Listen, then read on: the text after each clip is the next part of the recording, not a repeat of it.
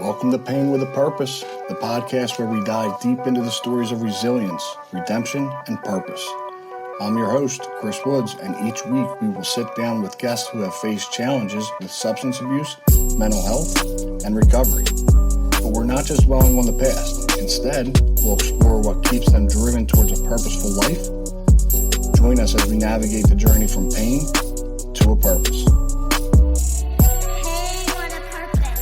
So with that, welcome back to Pain with a Purpose, Season 1, Episode 18, with Dan Feldman.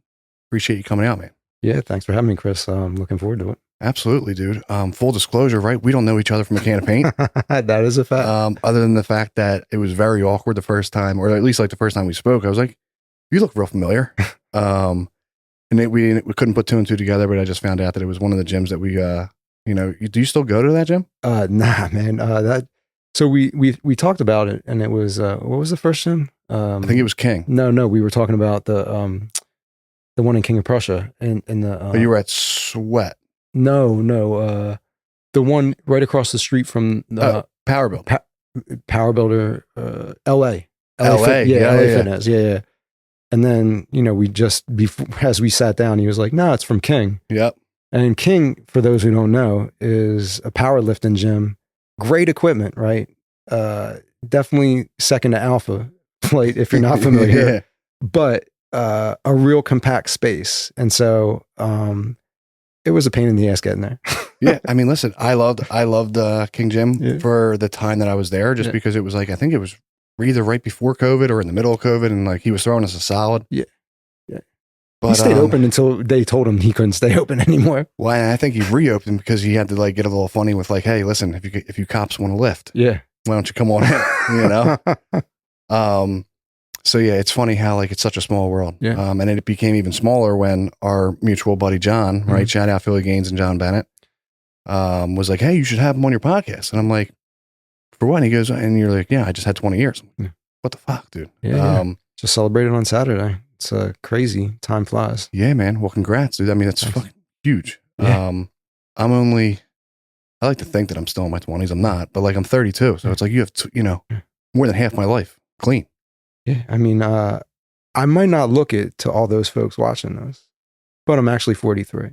Good for you, dude. Yeah. And we'll talk about all that too, because I mean, I think a big part of that, right, is obviously the mental health aspect, the physical aspect of like being in the gym and, making stuff of your priorities. Yeah. Taking care of yourself, mind, body, spirit.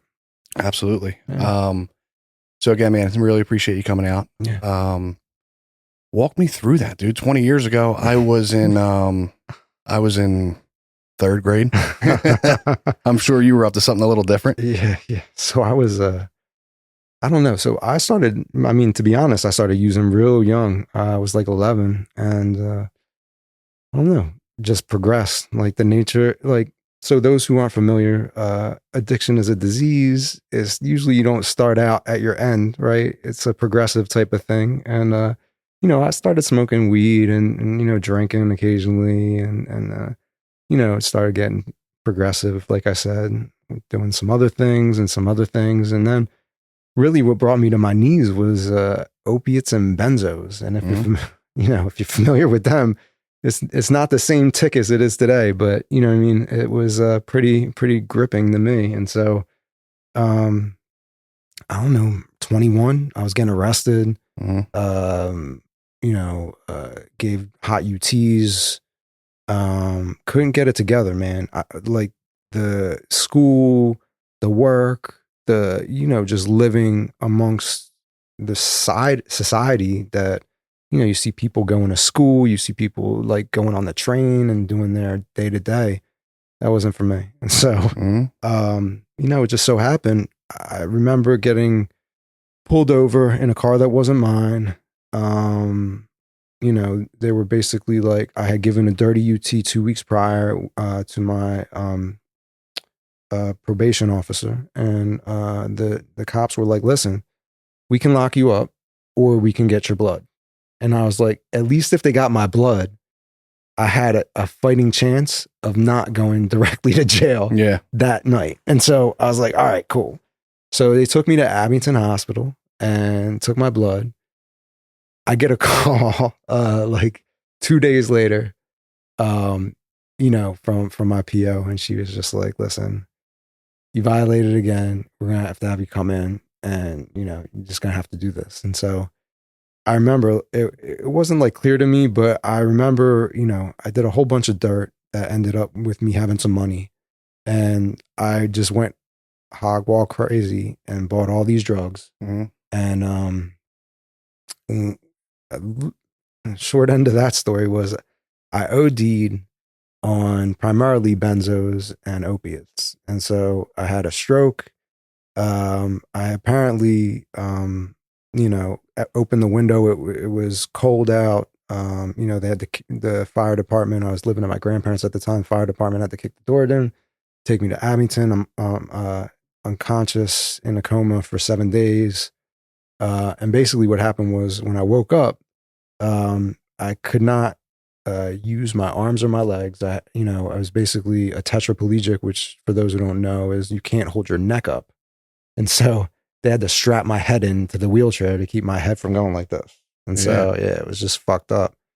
And I don't know, for the grace of God, you know, they were telling me I was going to be a vegetable. I'm obviously not. Mm-hmm. And so, you know, just went through the process of them okaying me. I was doing like acute withdrawal because my body was kind of expelling all the toxins, and that was happening in the hospital. And then I went to a brain injury facility called Moss Rehab, right off of Broad, right by Einstein on Tabor Road. And yeah, I was there for 2 months. And so while the head doc was like, nah, this dude, he's got to have some long-term facility take care of him. Mm-hmm. Shit just didn't happen that way. Yeah. You know, it was the first time in my life. You know, I wasn't big on God, but it was the first time in my life that it was apparent that there was something, I don't know what it was, whatever you want to call it. For me, I choose to call it God, that made, you know, what was impossible possible for me. Yeah. And so, you know, got the opportunity to leave. You know, at that point, prior to that whole incident, I don't think I really wanted to live too much, right? But was just a punk and wouldn't pull the trigger or, like, you know, go in front of a moving train, etc. But after that, it was a complete 180. You know, I thought my life was that much more important.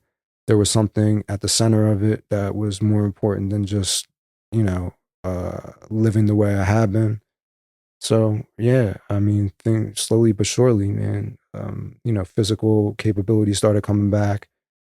I started making meetings. I'm part of Narcotics Anonymous and have been for these 20 years. Yeah, I don't know, just working, you know, family, you know, working steps, gaining all the things that you would, you know, along the way, you know, how to manage a checking account, you know, getting an apartment, like all these things that, like, you know, I had no idea about. And, you know, just progress from there. It's a really interesting point. I mean, because we're going to jump all over, but like that's where I learned how to be a productive member of society was in AA, really. Yeah. Like I've said it previously, I'm going to continue to sound like a broken record, but like when I went to a recovery house, like I had to do that whole nine.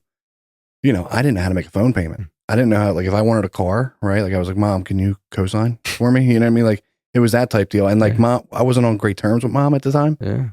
So, you know, like first I had to, like, you know, have that conversation. It's like I knew nothing about like being a good employee, any of that stuff. Yeah, no, I totally relate. It's like basically what I think about is like you lived, but the steps and process and structure of life like just went to the wayside. So like everything that you just talked about was like things that were non-existent. And the wild thing is like it's stuff that we learned really early on. Yeah. I just disregarded all of it. Yeah. Yeah, it's been a pretty wild ride. Walk me through. So when you went into Abington, right? I'm sure you didn't like just pick up and like within the next year you were just in Abington, right? Like the progression was quick, much like myself. But you know, so like, what did that look like when you actually entered into NA, right? Because like my idea of like what it looked like for me when I walked into AA, right, close to 10 years ago, it looks a little bit different than it does now. Yeah. How have you seen that change? And like, how have you seen like people staying clean and like people struggling? And like, I don't know why my rhyme or reason put me in the position I was at that time to find those group of guys that got around me, but like, walk me through that. Yeah. So, I mean, I had done, I failed to mention it before, but I had done like 2 rehabs and a mental facility in a span of like 6 months.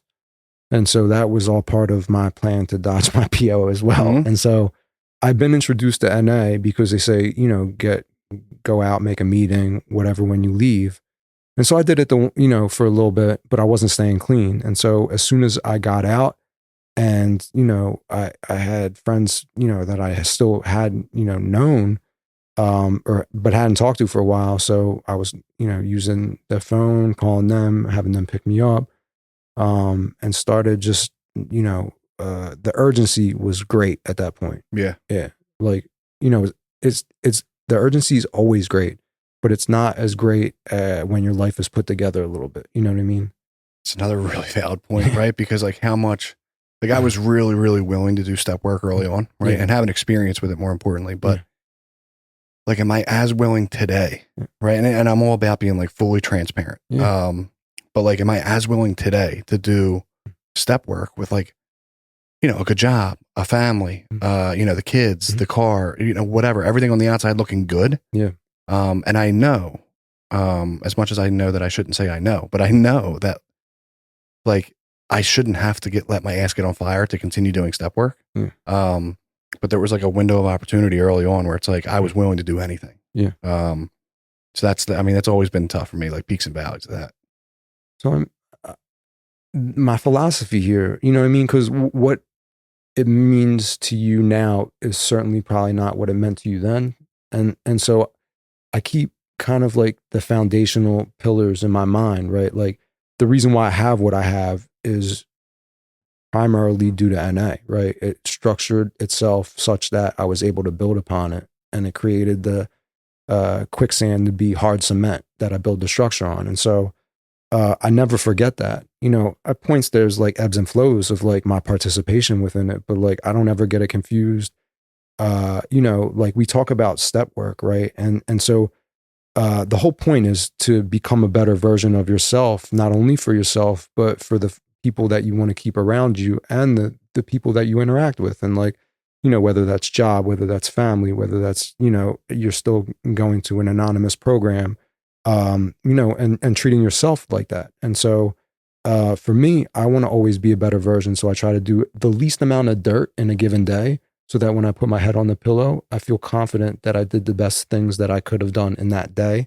Specifically, I'm a father. So like it's always circles around my kids, and then, use them as the baseline for how I want to treat other people too. Mm-hmm. Yeah. It's really interesting, right? Because as a direct result of me straying from the beam, Mm-hmm. right? For a better way to put it, like how am I really interacting like at work? How am I really interacting with my kids? Is like my tolerance with like the patience really run super thin, like thinner than it usually is. Yeah. And there's a direct correlation to like me doing the right thing in my own recovery and my own mental health, and me just kind of like metal on metal doing whatever I need to do to get by until it eventually gets bad enough where I'm like, okay, sorry again, here I come, I'm coming back. So much. I have so many questions. Well, I was going to say, that's not to say that I didn't drive over here like a fucking maniac, because that's like probably the worst attribute that I have today is when I'm behind the wheel. And I was just with my buddy, 2 nights ago when we celebrated. He helped me throw the event. Like he took care of it, invited everybody, did everything. And so we're talking. He's like, I've been in the car twice, and that's too many times that I've been. That's double the amount of times that I ever want. And I don't want anybody to say that. And well, what's going on? You were just reckless, or you just you drive with a purpose, or my tolerance for my. So I love people that I love, but for the general public, it's like, I could take you or leave you, right? Like, because most people suck and are only in a glass bubble where they don't actually see beyond, their blinders, which is usually focused on them. And so for the most part, I don't like people. I work I work with people for my job, even though I'm not working at the moment, but I'm an account manager. Like I manage relationships, right? And so, it's counterintuitive, Yeah, I mean, listen, you want to talk about the chameleon thing, right? You could probably talk and thrive with anybody, Yeah. but like outside of like your work day to day, you're probably like, I really don't want to deal with anybody. Nah. I have the same thing going on. Yeah. And a lot of times, like at home, like I hear that, Yeah. right? And it's like, talk for a living. Just let me be. So yeah. So as far as like the meetings that you're going to, like currently, right?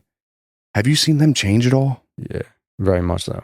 COVID was like the catalyst, I would say, for where we are today. Obviously, it's I don't know how it is now, to be honest, because prior to COVID, you see a lot of newcomers come in, and I have no idea what happened to those newcomers, nor do I know what happened to a lot of people, right? And so, obviously, you can deduce that they're either living life without NA specifically, or just using, and or both, right? And so, I don't know. So I take it upon myself. I'm incumbent to be that much more vocal, welcoming, etc. for people that come in. Yeah. No, I've noticed the same thing, and I made a comment the other day. Actually, like I alluded to, right? I'm an AA, you're an NA, but I have a good buddy of mine that's an NA in Delco. And I won't hold it against them, right? Well, I was like, listen, NA might be the only thing that Delco got. Yeah. But like that's what I was talking to him about. I was like, hey man, like have you noticed that like there's no newcomers, like. And that used to be like a really like bright spot, right? Like extending my hand, like, watching somebody have the lights come back on. We started a new home group probably 4 or 5 months ago, and we're already shut down. You know what I mean? It's like crazy. We had 4 or 5 home group members, and like that's who it was every single week, and nobody new came. Yeah. And it was really tough. But anyway, so you're an account manager. You're living your best life right now, though. Best life. Because you're just like, on leave, hanging out. But you're a father, right? What does that look like? Like how, like as far as recovery is kind of in every aspect of our lives, right? Like how has that shaped you into the dad that you are today? So I think, coming from a family and being raised where I haven't talked to my father for like 20 years. He's just not a good person. And so having a mother that as bipolar and was kind of the catalyst in me becoming who I became as far as using. I think I have a clear mind of what I didn't want, which was the same shit that I got served. What I did want, was afforded by me being clean, was the complete opposite of that. And so, granted, my first marriage didn't work out, but I knew that I was going to be the best dad that I could be. Right. And so I continued that path, man. I like, I'm not a, what is it? That's, the soft, kind of guy, but I love them to death. And like, there wouldn't be anything that I wouldn't do to support, them and their best life. It's so weird how much you have 20 years, I have 10, right? So like, I can only hope to be where you are in 10 years. Although my kids are a little bit older. I grew up with like a loving mother, right? And I grew up with my grandparents, but like my dad was just never really there. It wasn't until I became much older, right, and actually got sober that I found out that like he's very much like just an alcohol. Well, we always knew he was an alcoholic, but like he just never got sober, right? So who am I to judge somebody that had the same thing going on that I did? I just ended up getting sober, and he just never drew like a sober breath, really. But my thought was saying all that was like, I'm never going to be my father, and like I hold that like so close to my heart, right? There was points where my dad. And like the resentment started there. But like there was points where like growing up, like at sports games, my dad would be umpiring my game. Right. But like never came to any of my games. You know what I mean? And like, so like it was a very twisted childhood. Right. But like my mother gave me everything that I could ever need. Right. I'm sure I had a lot of wants, but like I had everything I needed. And it just kind of stemmed from there. Right. But through the 12-step process and AA and things like that. I was able to be there until the day that he was diagnosed with cancer, right? And I was able to be there, not like a super loving son, but I was there for the most part, every single day while he was on hospice, like being a son. Would I have done that if I got sober? Probably not. I don't know. It's just weird how that change of perception happens because much like yourself, you're like, people kind of suck. Yeah, I agree to an extent, right? But I also know that we can change. Because I also know that every single person in this world could benefit from going through 12 steps. I agree. And the reason why I think that is because a lot of people don't have this, right? And like the opportunity to like look at themselves and be self-aware, right? Because, honesty is like the foundation for what we talk about. And if you can't do an honest look at yourself, right? I feel like it's kind of a loss at that point. You know? And, as far as my father, I mean, I like hear you talk about like, being there for him and stuff. I don't even know if I would, right? Like even with the time that I have clean, even with the perspective that I have, I don't know. Like I'm, deep-seated kind of, resentment, anger, etc. Right. Same with my mom. Right. But I don't know the lengths that I'm willing to do.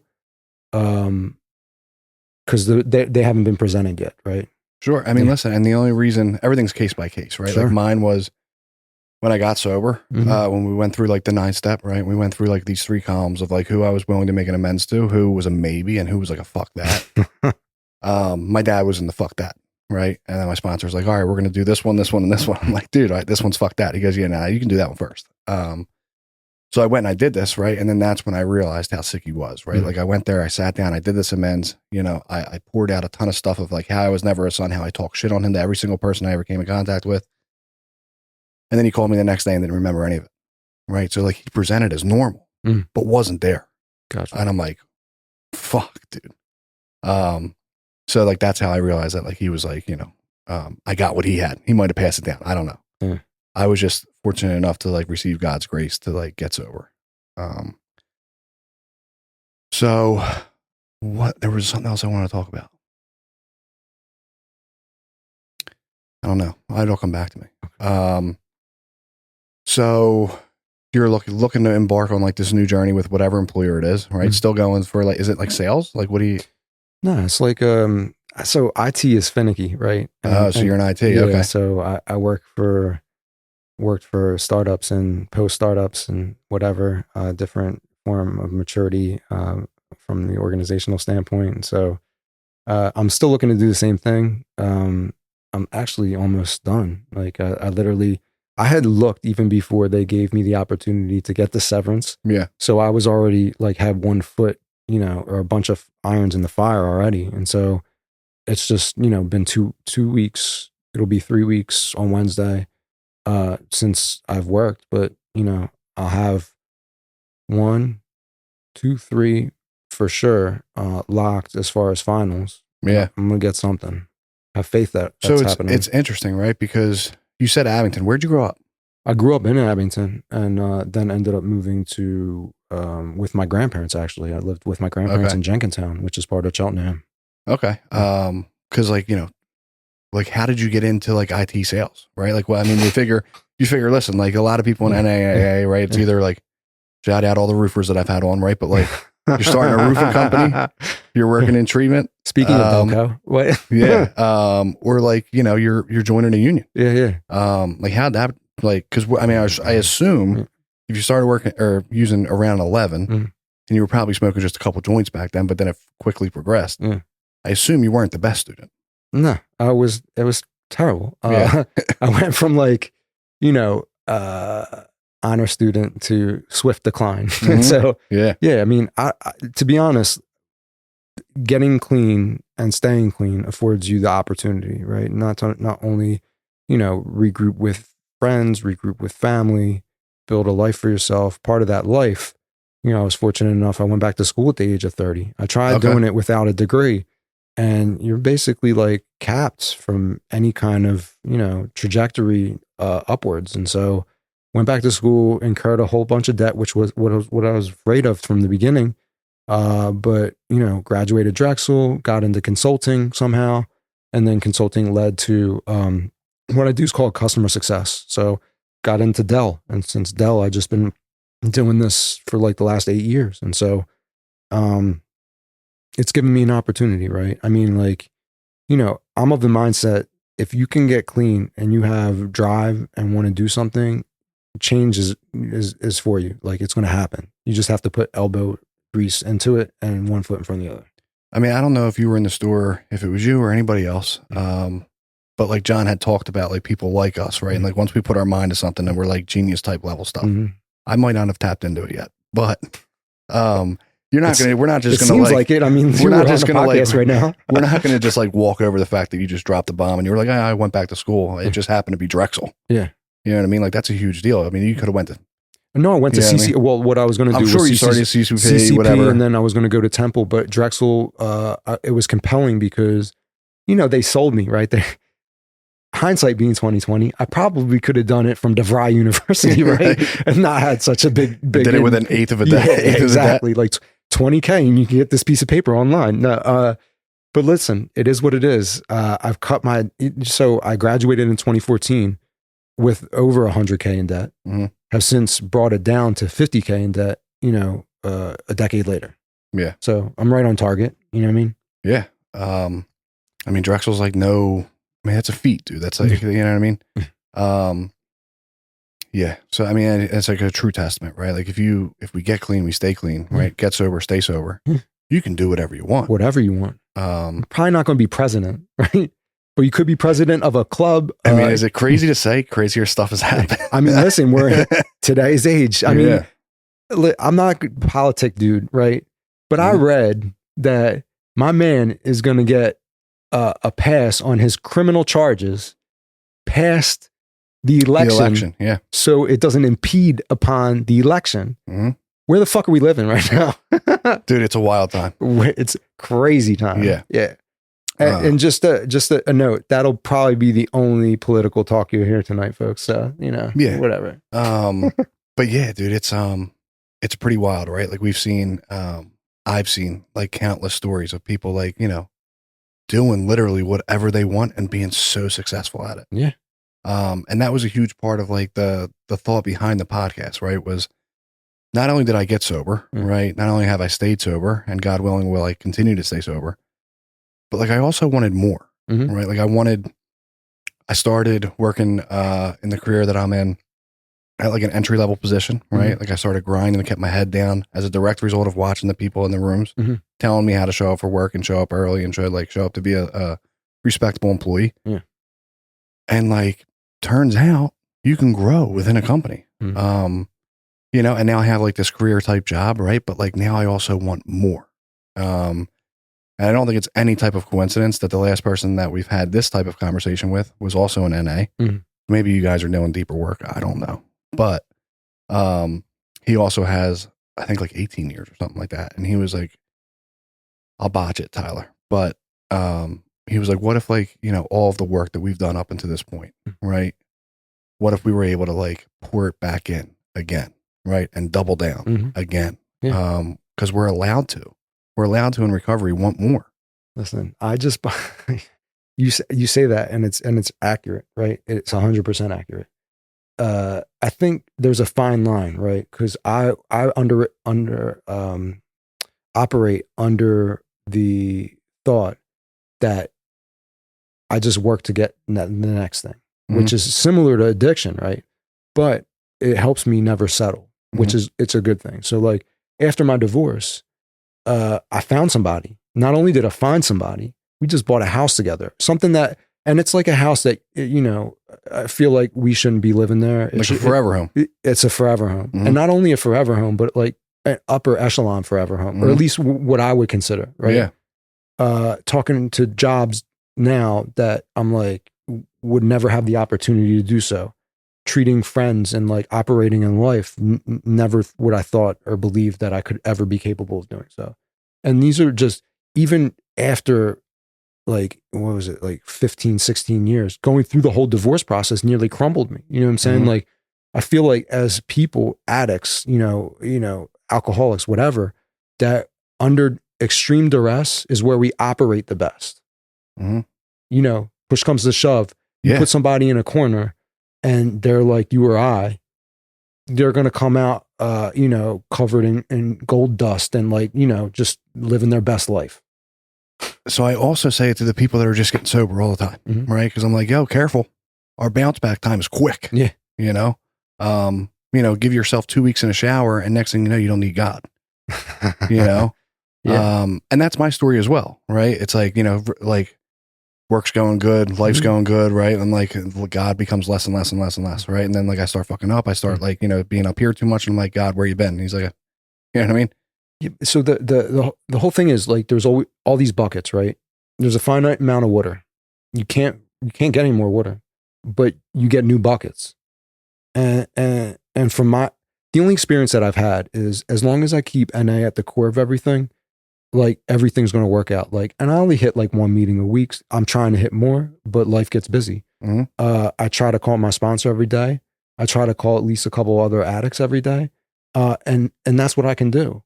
And so as long as that formula doesn't change, you know, the things of like putting your head to bed at night and doing the best that you could of that day doesn't become that more arduous or like harder to do. Just for me, you know what I'm saying? Yeah. Like, and I don't think I'm abnormal in that because I know a bunch of other dudes that do the same equation and, you know, it works out. I mean, that's a whole nother conversation, right? Because like, you know, you want to talk to the people, and I talk to people frequently. They're like, hey, I tried AA, I tried NA, doesn't work for me. It's like, did you fail the program or did the program fail you? Right. 9 times out of 10, you know, they failed the program because they weren't open minds, not, you know, closed mouths, not going to get fed. Yeah. It's like when we really dive into it, it's like, what were you really doing for yourself? Right. And you know, a lot of times people will be like, well, you always hear, which I don't know. Like, I don't know. Right. But my own opinion on it is like, oh, why stop calling my sponsor? Okay. A lot of times people are like, well, I stopped calling my sponsor, you know, and then, you know, like, first off, like, where are we at in steps? But like, the program of recovery is a 12-step fellowship. And you were just telling me that you were just going to meetings. Like, at what point did you want to start the program? Yeah. You know?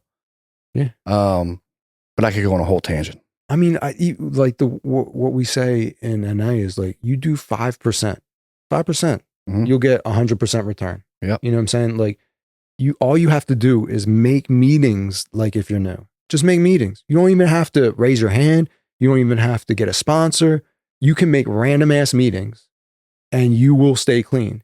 But the caveat to that is it has a cap. It has a ceiling. And so like the only way that I know to do it is to follow the directory, which is get a sponsor, get a home group, make meetings and be of service. Yep. Right. And so like everything else falls into place. So like praying may go to the wayside on any given day.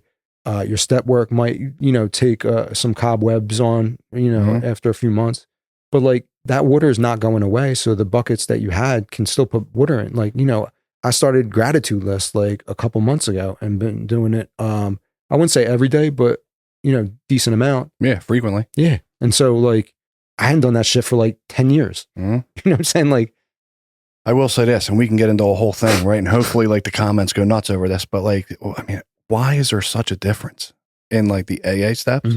Although they're completely the same, but like, why is there such a difference in like the way that AA works the steps and NA goes through them completely different with like a workbook or however, you know, some would say they're more thorough. Some would say that, you know, you guys work like a step a year. Like, I don't know what it is, but I would say time is, it's the time between steps. Like, I mean, I can't speak to AA because I don't really know too much about it. Yeah. But what I do know, like from what I've been told from people who are recovering in AA is that you can go through the steps relatively quick. And you can go like, if I had a year, 2 years, 3 years, you could have gone through the steps like multiple times. Yeah. And so, like, so when I got sober, I went through them in like 90 days. Yeah. You know, now it wasn't my first time around, because I went through them before multiple times and I was living like shit. But yeah, 90 days. Yeah. And then they told me I was going to like go sponsor people. Right. But this is the crazy thing because like, you know, and that's the response that I always got from someone in AA. And I was always hesitant early on. Right. But it wasn't until I was given the analogy from some old timer in AA where they were like, hey, remember when you were learning your like a job and you were like, it was your first day on the job and you're like trying to soak everything in.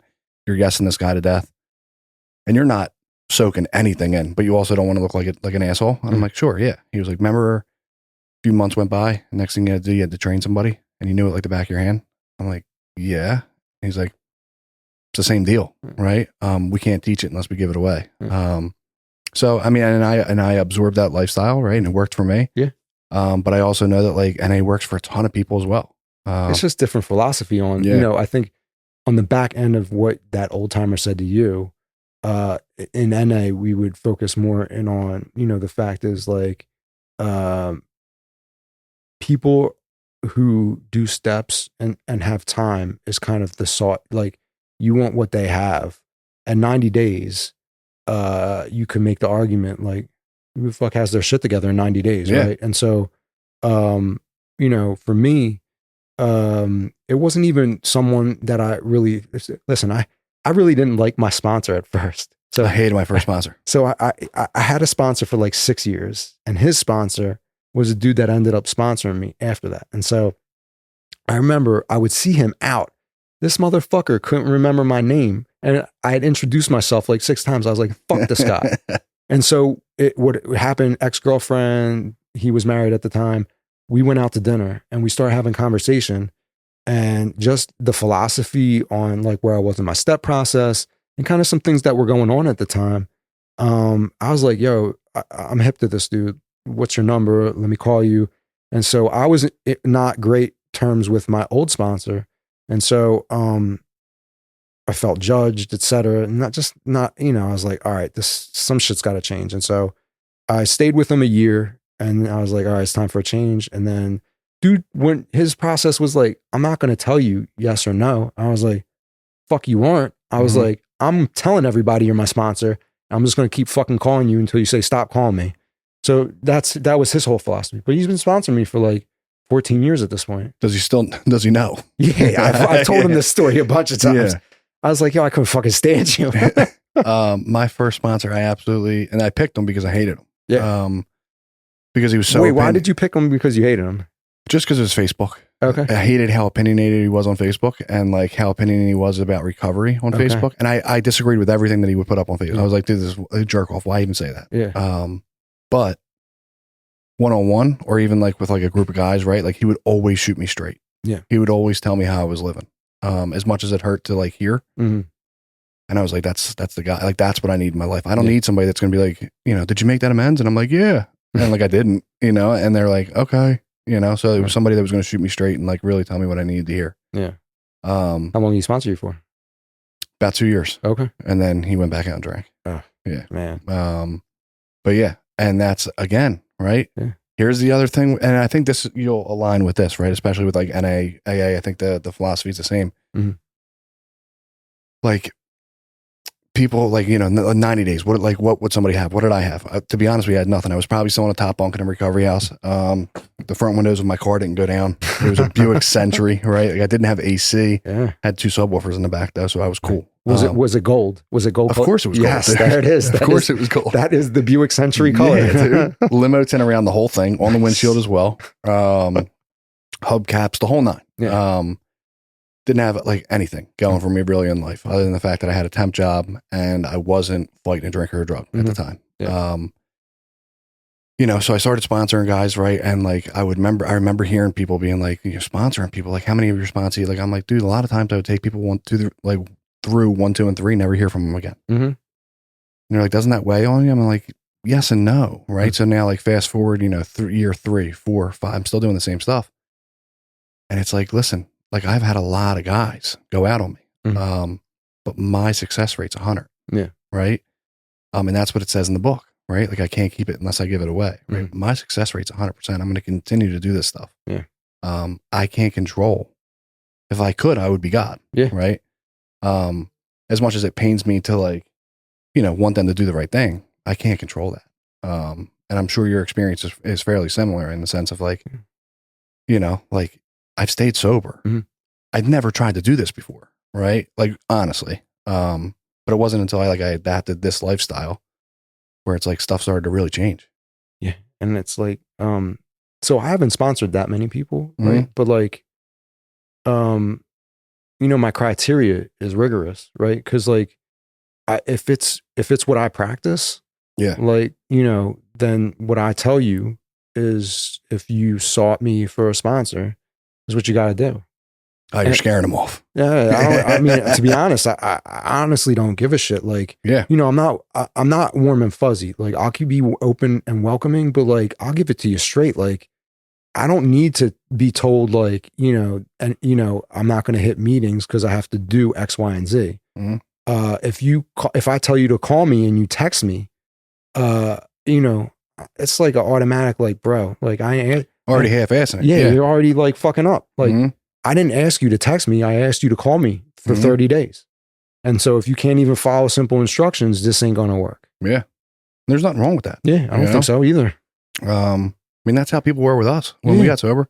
Nah, dude, nobody gave me like slack. They were, you know, plus I was willing to do whatever somebody was telling me to do too. I learned the hard way when I was like, why didn't my sponsor call me today? Yeah. And he's like, I'm not fucking chasing you, dude. Yeah. Like, if you want what we have, you do what we do. But like, I'm not calling you. Like, call me if you want, call me if not. But like, if not, like, we can cut ties now. Yeah. All right. So enough about that. Because I know for us both, right? You want to talk about like mind, body, spirit, but the gym's a big part of it for me. Oh yeah. 100%. How has like your recovery kind of spilled into like staying physical? Because I remember, listen, you think I didn't pick up on it. I know that you used to smoke Newport. Oh yeah. You know what I mean? Yeah. I used to smoke. So I had the stroke and I still smoked, right? Like, really? Yeah, it was bad. Like, I don't know what possessed me to even do something like that, but I remember what the catalyst was. When I came home, I couldn't breathe. And so I grabbed a paper bag. I was still living with my grandparents. I just deaded it right there.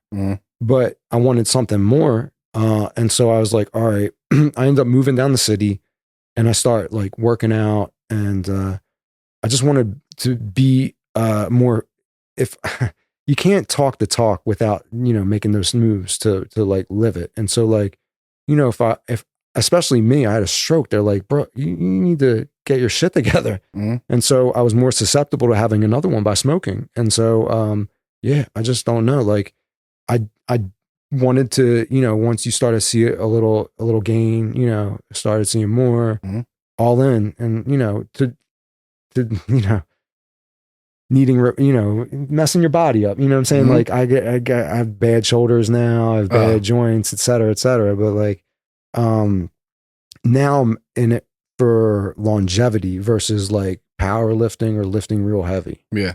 And, yeah, it's just part of nature for me now. Like, you know, when I wake up, I get the girls ready, I drop them off at school, I go to the gym, I come home. When I was working, I, you know, start the day. Now it's, you know, same deal, just not working. Just going back to the couch for a little bit. Yeah, I mean, you know, but like, yeah, I feel like it's integral, right? Like, now, do you struggle to get there ever? No. So I still do. No. And I don't know if it's like mental health or whatever it is, but like there's days where I'm just like, I literally have to take a pre on the couch. Yeah.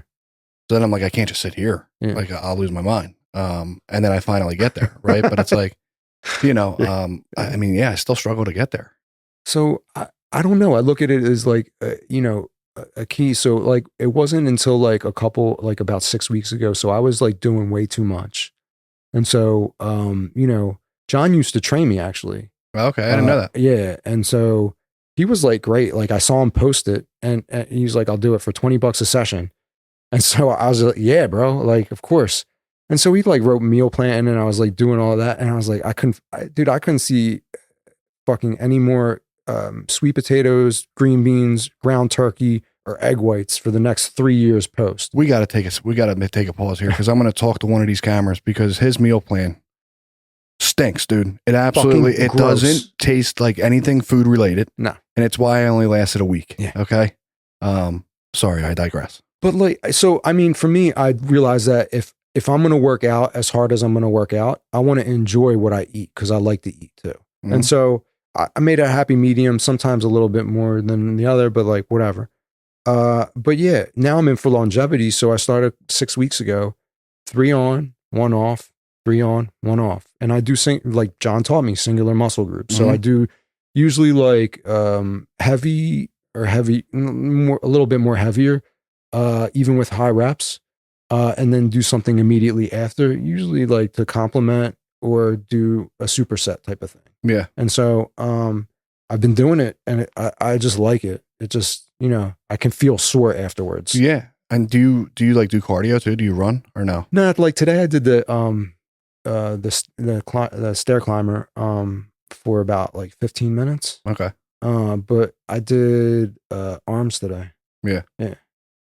Yeah. Anything cardio related, I'm out. Yeah. I mean, I used to run a lot. I hurt my knees and my hips doing it. I used to be quick, but I couldn't hold mass. Yeah. And so after fucking my body up, I don't do it, but I'll do like some cardio sometimes. Yeah, I mean, as much as like I said that, like I still struggle to get there, right? I know that as soon, much like a meeting, right? As soon as I'm done, and I'm in my car, it's like it's a completely different day, right? Like I feel like better now, and I don't know if I need to switch it up with like going back in the morning or like. When do you go at night? I usually go at night now, just because like how it all works with like the kids' school, after school activities, right? Like her schedule, my schedule. So yeah, I usually go around like 6:30. And you take pre? Oh yeah, oh yeah. Dude, I wouldn't be able to sleep. Well, I'm like lifting with like IB, whatever they're called, pros. You know, so it's like I got to hang around them. Sure. You know, I can't be slacking in there. Yeah. And they hate it. They're like, yeah, get 2 more, and I just dropped the weight. They're like, you had 2 more. I'm like, I don't care how much I had left. Yeah. Like, I'm tired. I'm not stepping on stage. Yeah. All hangry. Yeah. Like always hangry. Yeah. Or like I didn't eat enough that day because like much like yourself, right? Like a lot of times, like my day to day can either be very flexible or it can be super hectic. Sure. So there's days where I might even forget to eat, right? Next thing you know, I'm at the gym and I'm like, why am I shaking right now? So like diet's like real hard for me. Gotcha. Yeah, I get it. I mean, like diet's the other thing is like, I feel like the flexible nature of my job allows me to do that. Even when I am like crazy, I can still, because I work from home, I can just walk out and grab something real quick. I try to eat like 4 or 5 times a day. Yeah. See, I'm happy, honestly, if I get 3. Yeah. A lot of times what it looks like is like something in the morning, something like midday, right? Which is usually like grotesque. Yeah. It's not okay. Cause either I'm like, like way too hungry and I like, next thing you know, I'm blacking out on DoorDash. Sure. Or I'm at like a work lunch and now I can order whatever I want. I never go for the salad. No. So yeah, I mean, it's, peaks and valleys, right? When the pain's great enough, eventually I'll change it. But like, it's the same thing, man. Like food is an addiction for me too. Yeah. I eat for the effect. Yeah. And I'm sure like, at some point, like I'll have a guest on that we can talk much more in depth about it, but like, that's still a thing. Listen, I get it. Like, so I try to do the right thing with food. Right. But like, after my home group, I go out on Tuesday nights. I eat, so it's 6:30, 7:30. I don't get to eat until whatever. And by that point, I'm fucking famished. I'm not making the best decisions. No. And you're probably with the boys. Yeah. Right? And we're like all out here. But for the most part, I think I eat clean, not clean enough. But like, let me ask, I'm not going to a fucking show where I have to starve myself for 10 weeks straight. That's just not who I am nor want to be. Yeah. So, I mean, really, what's the point of it if I'm doing it for motivation for mind, body, and spirit? Really, what am I doing? You know what I'm saying? Because I want to enjoy it, but there's a fine line, like everything, right? Yeah.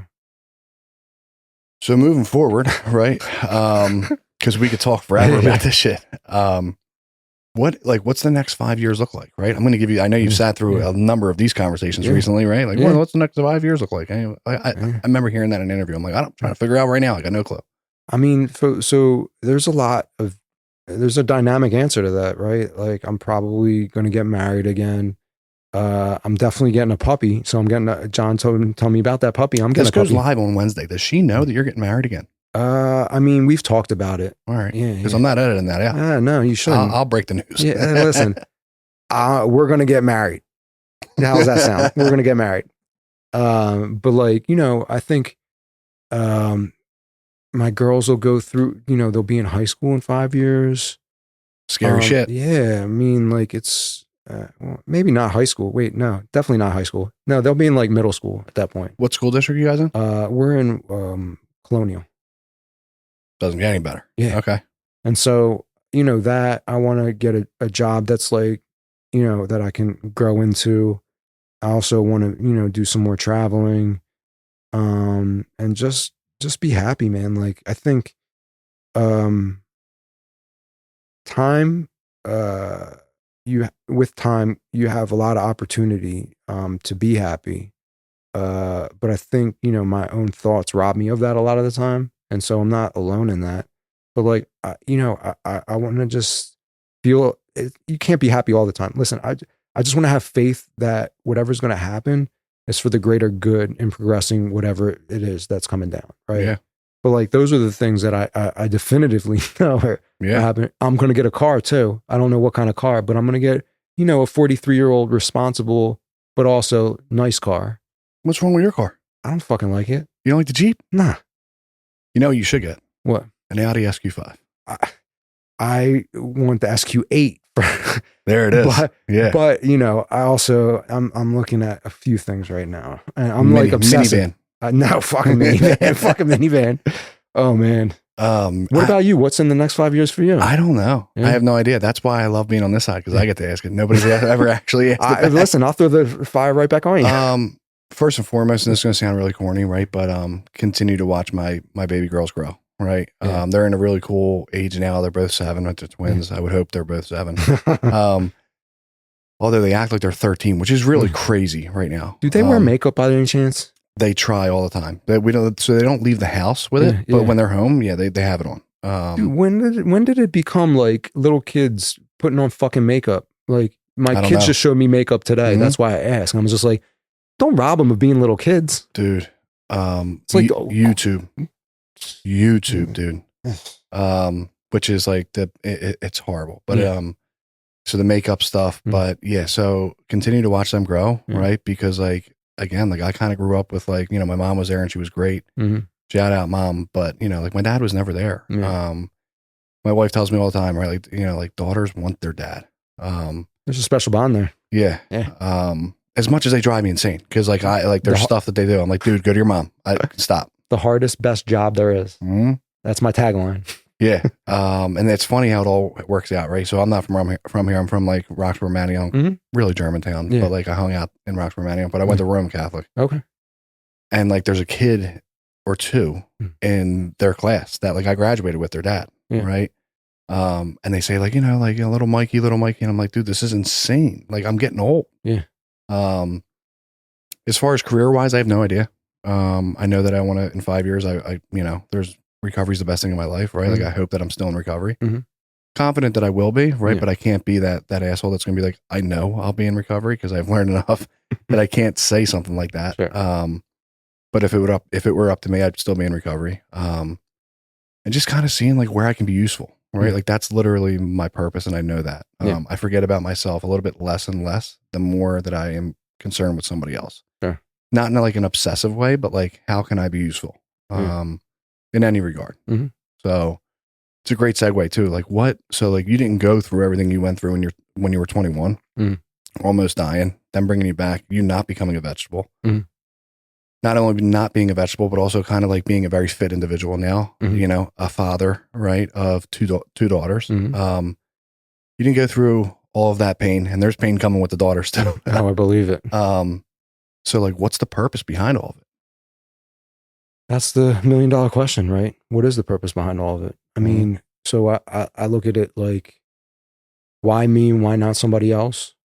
Right? I can't answer that. All I know is like, I got fitted for a path that was pre-existent before I even knew it. Right. And so I've just been following that path. I mean, like, listen, there's no sunshine without rain. You know what I'm saying? And we all got to play in the mud. Mm-hmm. And so like, I feel, what has transpired that has been painful made me that much of a stronger person on the out.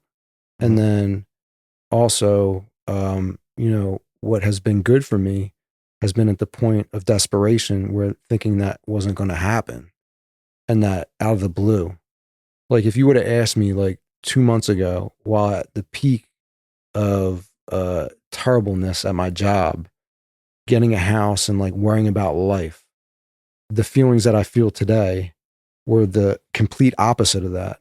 And so thinking that it was never going to end. But once you get on the other side of it, you know, for me, I started to develop faith that, you know, shit's just going to work out. I don't know how. Shit's just going to work out. And this is the path that's in front of me. I'm going to take it. Mm-hmm. And so that's what it was.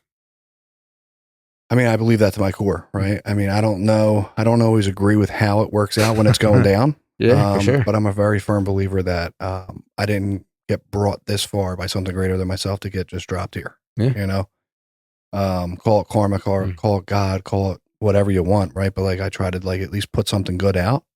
If something good comes back, that's a bonus. Yeah. But there's so much shit going on in this world that it's like, why would I contribute to like somebody else's misery? Yeah. I mean, so that stems from me recovering from that stroke, like almost 100%, if not more. Yeah. At this point, because I feel like, you know, I'm back, you know. You're probably better than, yeah. Yeah. And so I never wanted to squander that gift. Mm-hmm. And so it comes from that, I guess. It's like, you know, I feel I've got the opportunity and I don't ever want to, you know, you hear people like complain about a lot of shit, and I'm guilty of it too, but complain about a lot of shit that can change. I'm usually of the mindset that like, I don't do that. And if I do that, I'm on the path to change it. Like, it's not that I'm sitting in it. It's, you know, so like, I never want to feel like, you know, the gift that I got was squandered. Yeah. Yeah. I've noticed that with myself as well, right? Like when I start to like be very vocal about like my thoughts and opinions on things and like, you know, I'm just not happy with a certain situation. Once I start talking about it, whether it's in a good light, bad light, nasty light, not very like good of me to even say in public, like change is happening one way or another. Either the change is happening from somewhere else and like, you know, there's going to be some repercussions, or like I'm going to like actually take action and, you know, and find that change. Anything else you want to say before we shut it down? No, other than one of the best Instagram names I've ever seen. Luck of the Jew. Check me out. I was like creeping a little bit. It's all Seinfeld's. I mean, well, obviously, like your feed, right, is like obviously your family. Yeah, feed's family. Reels. My reels are all Seinfeld and Curb, and so like So Luck of the Jew came about. Dude, it's silly, but we used to go. Me and my buddy, one of my best friends, we used to drive down the city when I lived in the suburbs. Every time we would drive around, and even when I lived in the city, when parking, I would always find the spot. I'd be like, yo, there's a spot right there. And we got the Lucky Jew with us. And I was like, it's the Luck of the Jew. And so I was like, yo, that's the perfect fitting Instagram handle ever. Yeah. Until you have to like, you know, when you first met your now girlfriend, right? When she found out what your Instagram handle was, she was like, where... Did she ask like, what's this about? Nah. Okay. I mean, everybody fucking laughs. Yeah. They're just like, no, seriously, is it Luck of the Jew? Yeah. Luck _ Jew or luck _ Jew. Love it. I'm like, all right, cool. I think I was joking with John after I met you, because I couldn't like put luck together, but I knew it was something Jew. And I was like, what, who? I was like, what's his name again? I was like, Sober Jew? Yeah. But yeah, so listen, I always botch this part, right? But Apple and Spotify, Pain with a Purpose podcast. Go like us, leave a comment, positive review, whatever, if you like what we're saying. If not, that's cool too. We're going to keep doing it. YouTube, Pain with a Purpose podcast, and then on Instagram, Pain W Purpose. Support definitely keeps us growing, definitely keeps us going. And, you know, but if not, that's cool too. But yeah, I really do appreciate you coming out. Yeah, thanks for having me. Super happy that like we met, right? Same. And like everything kind of aligned. Again, you know, shout out Philly Gaines and John Bennett, because like, you know, he just continues to like, I don't think he really realizes how much crossover there is with like, maybe not people in recovery, right? But like people trying to like better themselves and like walking into his store and such a, like a part that he plays in it. Well, at some point I'll get him to realize it, but like, you know, he's like a matchmaker. He is. Yeah. Big stuff coming up with him in the coming weeks. I know, his head's so big. Yeah. Well, that too. Yeah. His head is, follow him, Fat Juan. No, I was just joking. I forgot you saying, Was that where you were at? Yeah, that's your nickname for him, right? Yeah. I don't even know what it is. He changed it the one time. John. Fat Face Juan for the Spanish folks watching this this podcast. But yeah, he's great, man. Yeah. I remember walking into a store and I had no clue. John's one of the nicest guys. So got to become friends with John more than just like a patron. Like we've had in-depth conversations. John's a really good dude, and like it's hard to find that genuineness in folks. Like he, you know, you can tell when he talks to you, like what he's saying is what it is, and so yeah. He was probably. It's safe to say that he's probably one of the first people outside of like a recovery thing that I found that like I just felt comfortable speaking with. Yes. That like could actually like engage in like a kind of like a conversation that we're used to having, but like outside of the rooms, people are like, or like shut you down, or like you wouldn't feel comfortable bringing up like stuff that, like, whoa, buddy, why don't you take that to your therapist? Okay. Yeah. And you're like, well, I thought I was your therapist. So, no, but yeah, great. In any sense, man, I appreciate it again. Yeah, for sure. And we will see you guys next week.